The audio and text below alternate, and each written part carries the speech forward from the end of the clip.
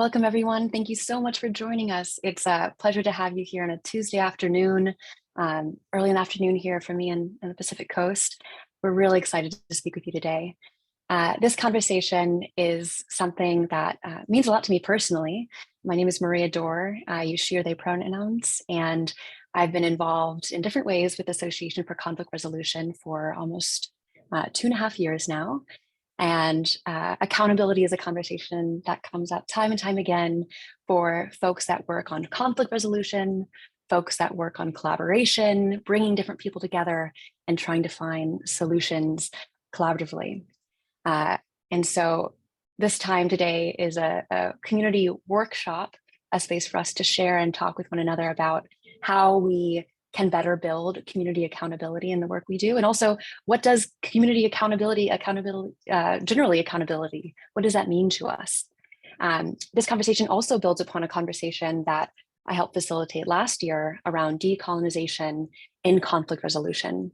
And so I'm not sure I see folks from that conversation here, but if you were there, would invite you to share some of the learnings and ideas that came up that we explored in this conversation as well.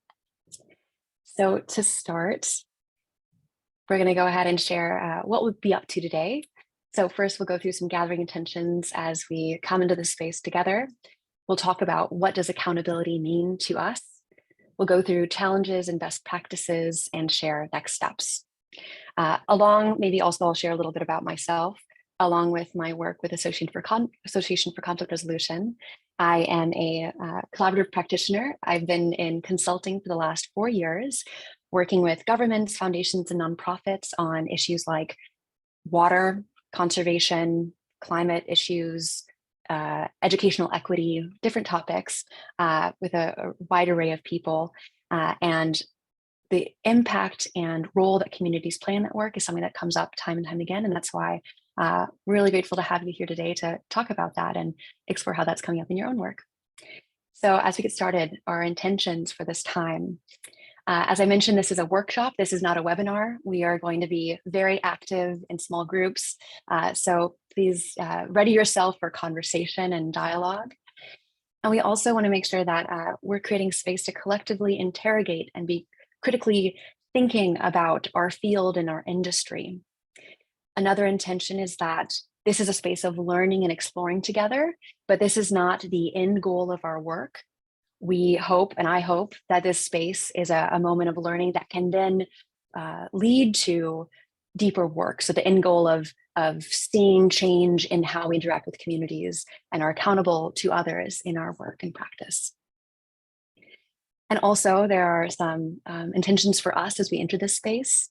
Be ready to engage, try on different ways of thinking and approaching accountability, surprise yourself in some way if you're able to, and also encourage you to leave performative and polished at the door. You don't have to have everything fully figured out. And I think having that half-baked, questioning, curious mindset is probably one that will serve us all really well as we enter the space together. And of course, a lot of us in this room are facilitators, but just the importance of making space for everyone to contribute actively. So to begin with, we're going to do a quick breakout groups where you're able to meet one another, encourage you to share your name, your pronouns, what brought you here today, and also what does accountability mean to you? And so this feeds into other conversations we explored. So here, I'm going to break us up fairly soon. Right about here. Okay, so you're going to see the rooms open. Please join those rooms and we'll come back here in a couple minutes, or in about 6 minutes.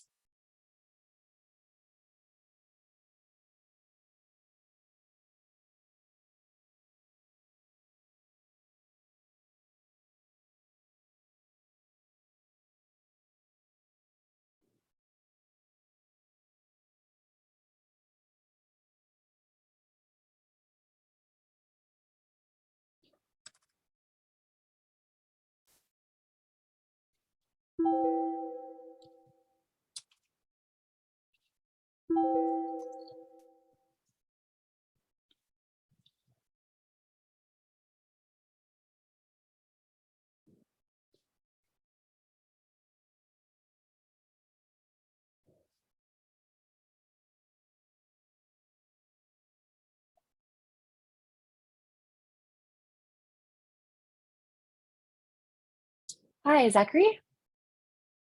Yeah, Hi, welcome. I'm the facilitator, Maria Doerr. Nice to meet you. We are in breakout rooms right now, so I'm going to throw you in with a group. Is that okay? perfect. Thank you. Great. Okay, you're going to go into room 8. Awesome.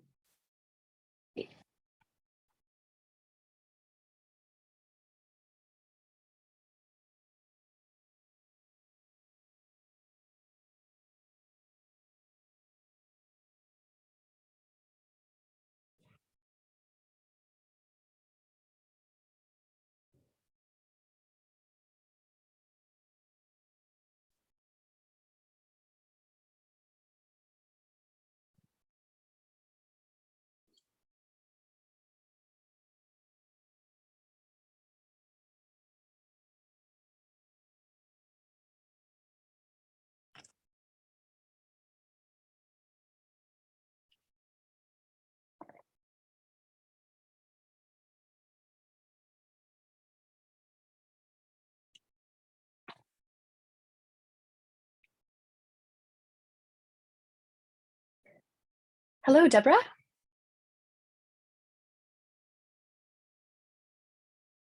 Hi, Deborah. Are you there?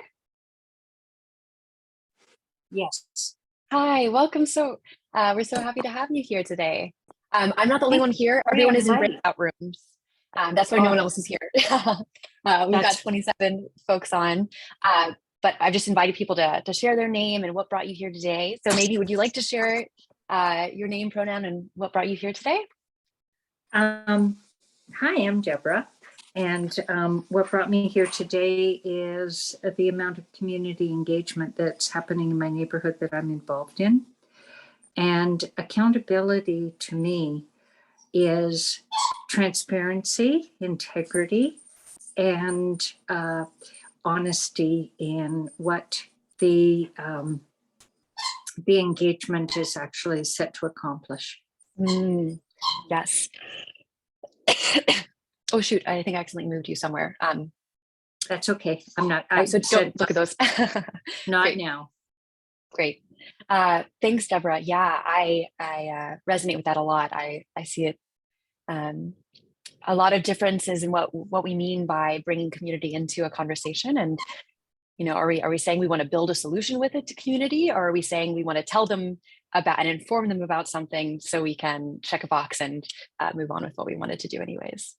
And I want to blow it up a little bit bigger than that, even in the age of cancel culture, polarization, and triggering events. This is even more important. This goes to the heart of democracy. That's really powerful.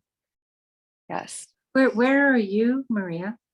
I am based in California. I'm an independent consultant and I work with government agencies, nonprofits, and foundations on collaborative processes. Okay. And I'm in Canada, where we watch what's going on in America with a certain amount of fascination, and it please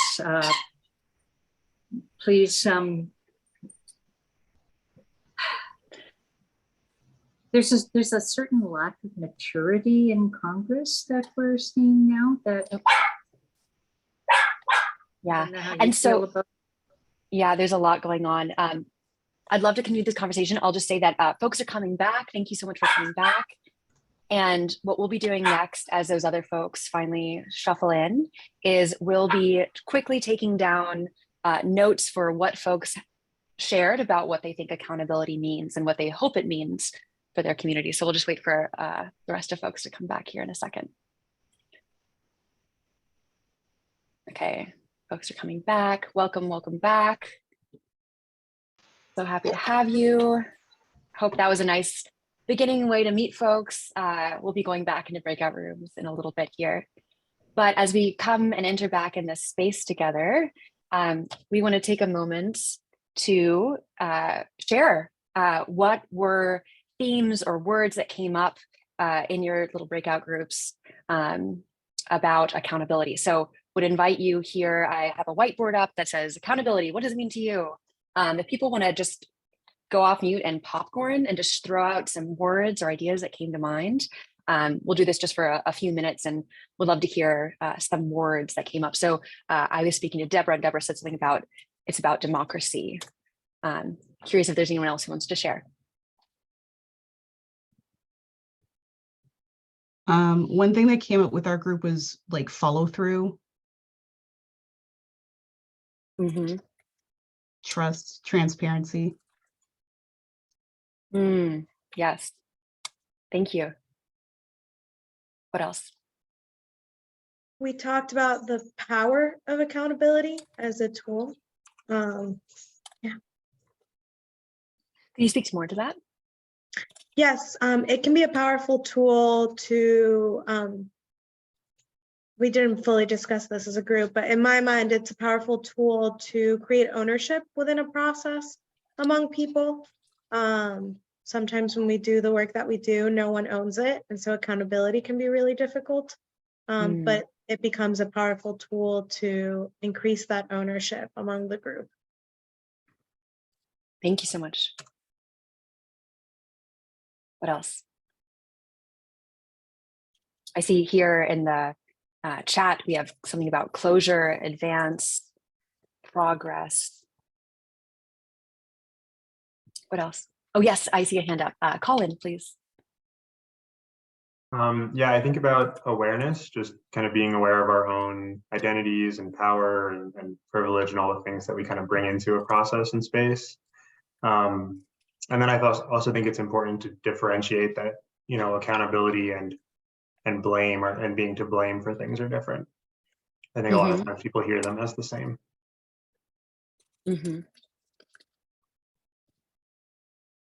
Great. Also in the chat, we have someone saying listening, making time, acknowledging our roles and responsibilities.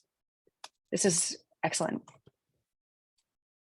Maria, I had integrity from our group, but Colin inspired me to think through also, and I think you're saying this, but I kind of want to put it out there, acknowledging our own bias and our own worldview and what that brings and what that also limits in the way that we engage, either as mediators, facilitators, or even participants. Thank you so much. Confused. Can I ask accountability of who? Or is it should be of whom? I don't know. I mean, are we talking about accountability of the facilitator, accountability of the convener, accountability of the participants? What do we mean? What do we mean when we say? Yes. Who are we talking about? And Ken, that calls me to think about stakeholders. Who are the stakeholders?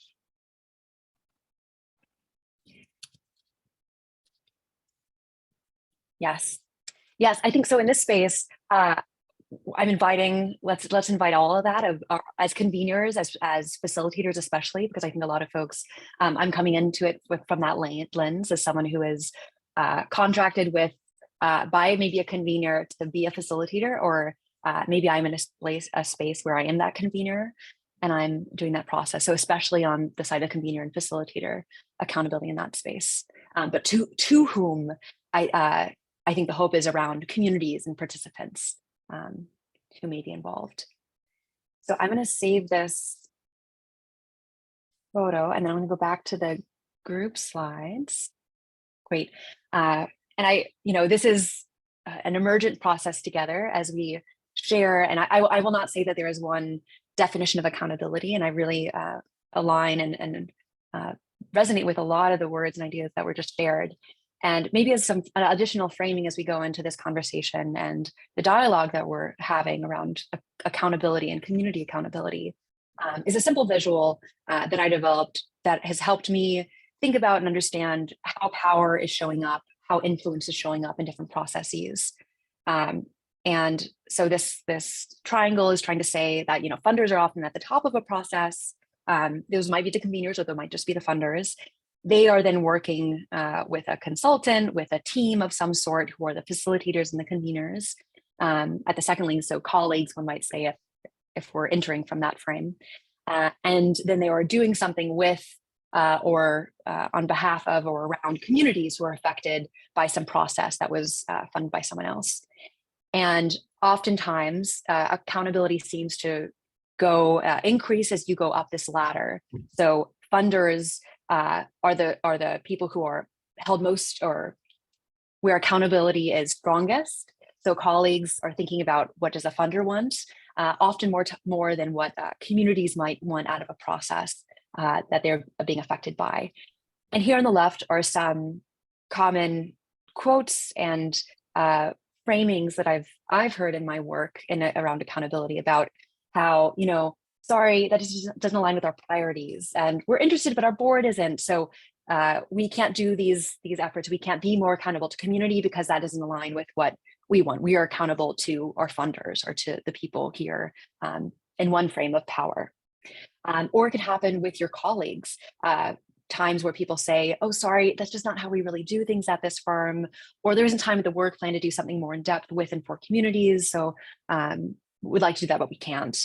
And oftentimes what I've seen in my work and what others have shared with me is that this can often leave communities feeling disempowered, confused and frustrated about processes that maybe seem to want to include them, but then not create accountability to them. And so we're going to do another round of breakouts where we want to create more time to talk about barriers and challenges you see to community accountability, and some starting places that you might think about as we enter that space, and things you might have experienced in your own work or your own life, either as a convener, as a facilitator, or as someone who has been within a process. Some of the starting points might be seeing a difference completely to funder priorities, or entering into a space and not acknowledging how personal identities shape the power dynamics, as someone mentioned earlier, or not being clear about how and where communities can shape decisions. So not giving clear expectations to folks, so they enter the room with confusion. And also, another way that we can impede accountability to communities is by how we're engaging with them, by limiting engagement to only written comments, or only offering workshops or sessions to meet with other people in English, for example. And those are some potential starting places for where you might take and think about barriers and challenges you've seen come up. And I do see one hand raised. So Larry, would invite you to share what you'd like to share. Yeah, thanks, Maria. I guess I don't know if I speak for others, but I'm not sure I'm really fully understanding what we mean. So I'm finding this question to be difficult to answer.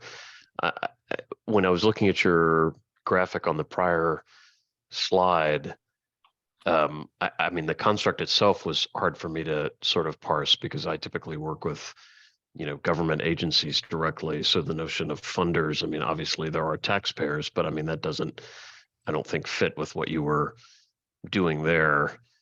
And then colleagues, I assume, would mean like people with whom I would be working on a process. But I guess I'm not understanding how it looks like you're defining accountability there as influence over the process and outcomes, but are you saying that as the arrow rises, the funders have more influence over it, and communities often are left out? Is that, I guess I'm just struggling with the sort of the foundation for this conversation before I can answer something about barriers. Sure, thank you, Larry. By funder, I mean, who's paying the bill for someone to go in to have a conversation? And so a funder can be a government agency, it could be a foundation, it could be a nonprofit, really anyone who is saying, we need to have a conversation, here's some money to, we need to make a decision about something, here's money to someone else, or to even our own employees, to go have a conversation and get feedback from a community. And so right now, this blue area is representing where that power and where that influence usually comes. So the people who are setting the agenda, the people who are funding whatever effort that might be, exactly, they are the ones that often have more power in that space, and the communities on the bottom are missing out, despite being much larger and being deeply affected by those processes, perhaps.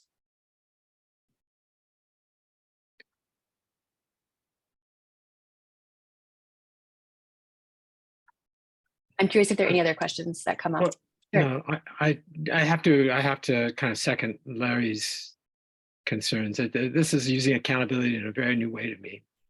And I'm still not sure I understand what it means. Thank you. And not And to, I don't mean to put words into Ken's mouth at all, but just to share, like my initial, when I saw this advertised, for whatever reason, I associated it with taking accountability for perhaps some sort of past misdeed or wrongdoing. So like, you know, Southern US states for, you know, parts of its racial, you know, dealing with race relations, or the US as a nation for the way we've treated Native Americans, or, you know, something along those lines. And so I guess I'd encourage you to give us a little bit more clarity around how you see this concept in our work before you ask us to identify barriers to it, because I don't think we're all coming in with the same framework at all. sure, thank you, Larry. I appreciate that. And I'd go ahead and invite Maria Elena if you'd like to share something too before I share anything else.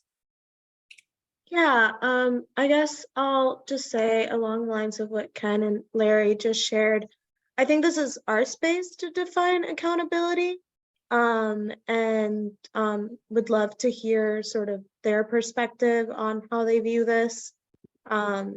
I think I'm coming more from the experience that Maria is describing. I worked at a nonprofit, so definitely working with funders, and that's who we were technically accountable to.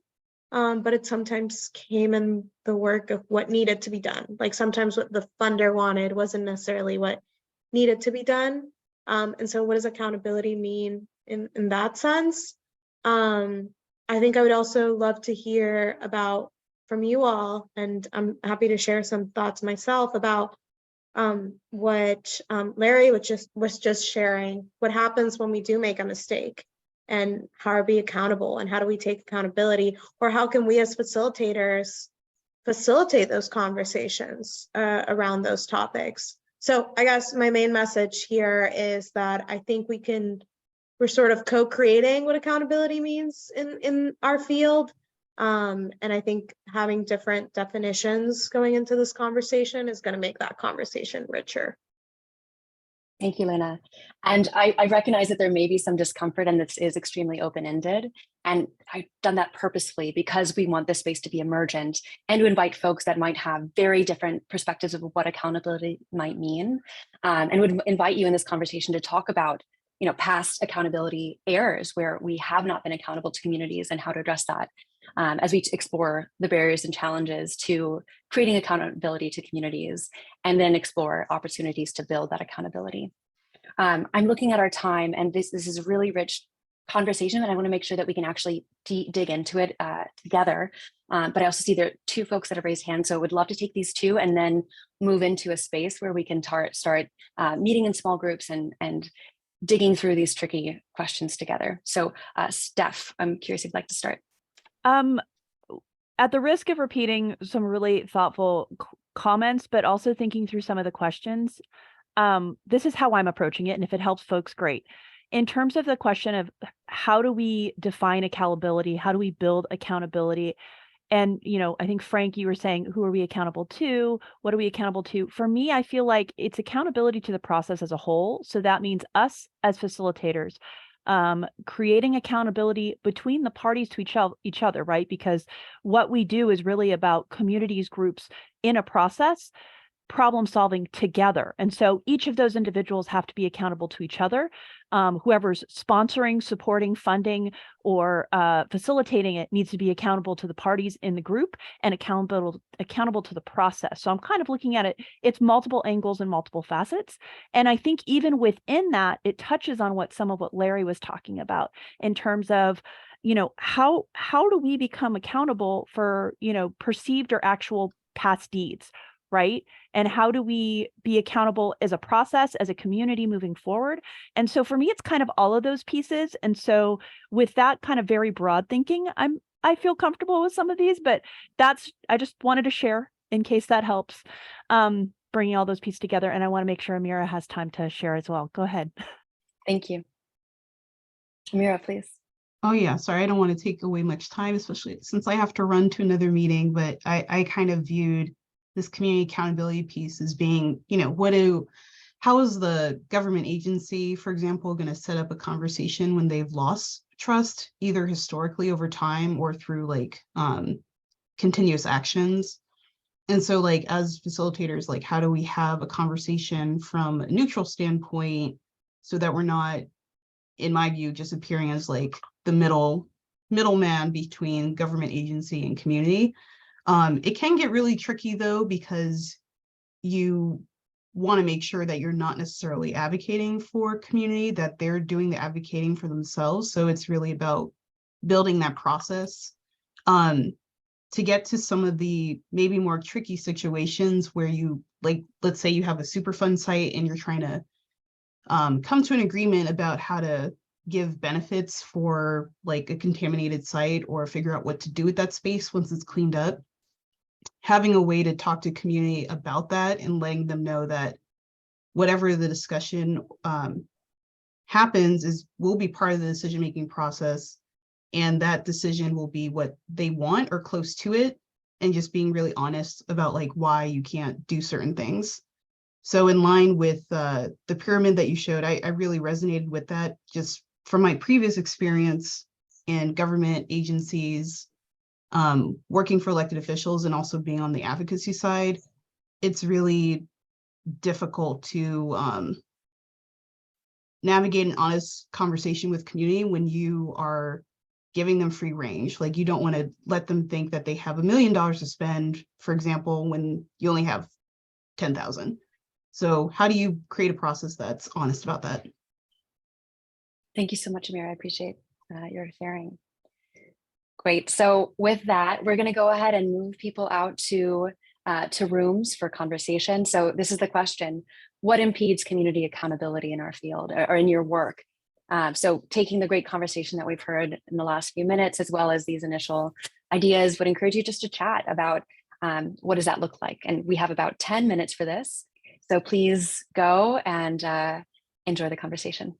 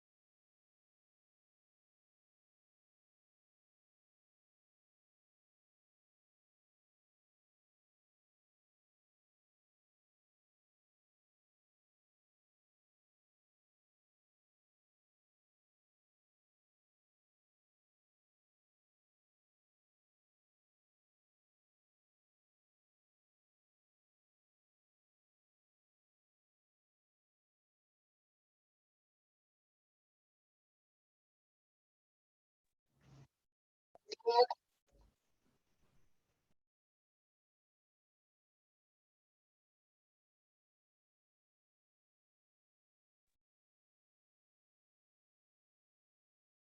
all, welcome back. Thanks for coming back all. Wonderful, folks have come back. You know, as we talk about, we're going to create a moment to share some quick reflections on barriers and challenges before moving to opportunities. But I just want to borrow something heard in my small breakout group to commend you all for entering this conversation and for being willing to maybe engage with some discomfort in this space. Because what is accountability if it's not learning to be uncomfortable, to recognize how we're showing up and to be curious and to engage in these questions. So thank you so much, everyone, for being here and for trying this out together. And so for now, I would invite you to put one word or a few words in the chat that captures a theme that you heard coming up in your conversation. So would welcome you to go ahead and share that here in the chat.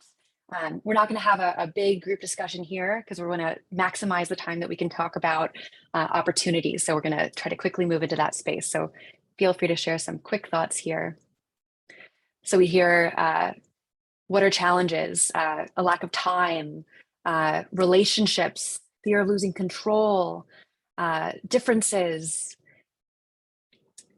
Yeah. Expectations that folks might have, education and learning they might bring into the room, having a different intent versus impact, having a hidden agenda. These are all really great, guys. Thank you. And so mindful of the time, this is going to be cut down, unfortunately, to about 10 minutes. We're going to talk about accountability and opportunities to build that in our work. So how have you seen barriers to accountability removed? How do we build accountability to communities together? And some ideas along with some of the initial ideas that are coming through in the chat are working with a local partner who can serve as a liaison to a community, being very explicit in expectations about how feedback is going to be used from a community. Investing in ongoing evaluation and engagement beyond a single engagement, but investing in a relationship over time, or in doing ongoing capacity building is another way. So would invite you to go back into the same breakout rooms and talk about how have you seen accountability improved for communities. So thank you so much all for the quick moving. There's never enough time, isn't there? Really appreciate your thoughtfulness in this conversation. Okay, the rooms are now open. Please feel free to jump back in.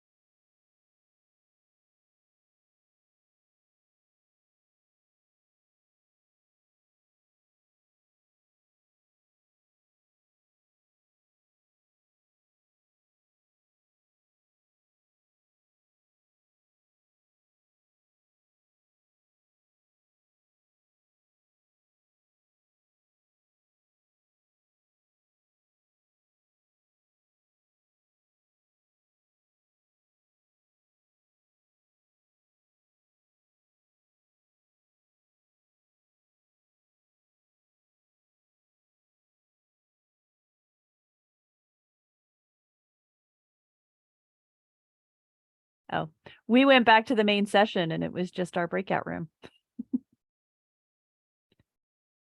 But I think we are being recorded in the main room, so I'm going to pause that. Hi all, welcome back. So excited to have you guys here as we get ready to wrap up.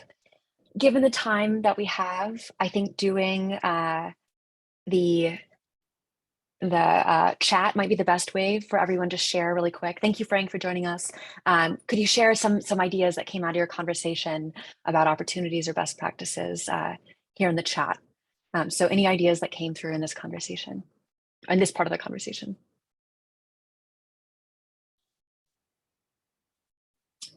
Asking if we're asking the right questions. Thinking about capacity building. Funding long-term evaluation, advocating for more time and money for community engagement, pre-meetings, having accountability from the beginning before a process is even designed, managing expectations. Two folks said that. Encourage you to look through these as well. Pathways of success for communities, building trust, going beyond words to actions, building rapport in relationships. Yeah.